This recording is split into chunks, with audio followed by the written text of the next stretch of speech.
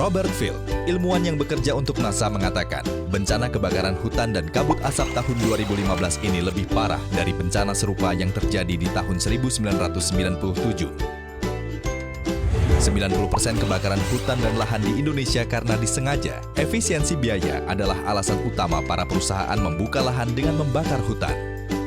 Sebagai pembanding, membuka lahan tanpa membakar menghabiskan biaya 50 juta rupiah, sementara jika membuka lahan dengan membakar hanya menghabiskan biaya 5 hingga 8 juta rupiah per hektar.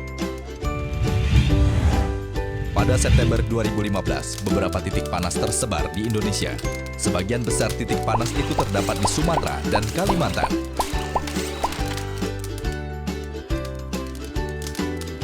Badan Nasional Penanggulangan Bencana mencatat total lahan yang terbakar di Sumatera dan Kalimantan itu mencapai 1,7 juta hektar.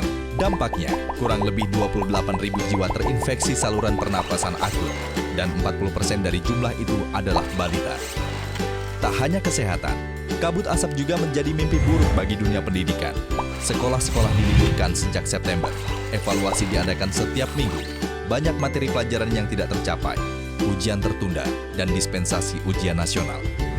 Dari segi ekonomi, kerugian ekonomi Indonesia akibat kabut asap diprediksi melebihi 20 triliun rupiah. Lalu hingga 25 Oktober 2015, 1.600 penerbangan batal. Lalu apa saja kendala yang menyebabkan lambatnya pemadaman? Wilayah yang terpapar api sangat luas. Kondisi cuaca yang kering dan kemarau panjang.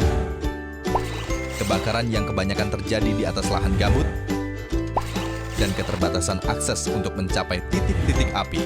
Kebakaran belum juga teratasi meski pemerintah telah mengeluarkan biaya 100 hingga 150 juta untuk waterbombing, 15 miliar rupiah untuk teknologi modifikasi cuaca, dan biaya tenaga tentara yang mencapai 1,12 miliar.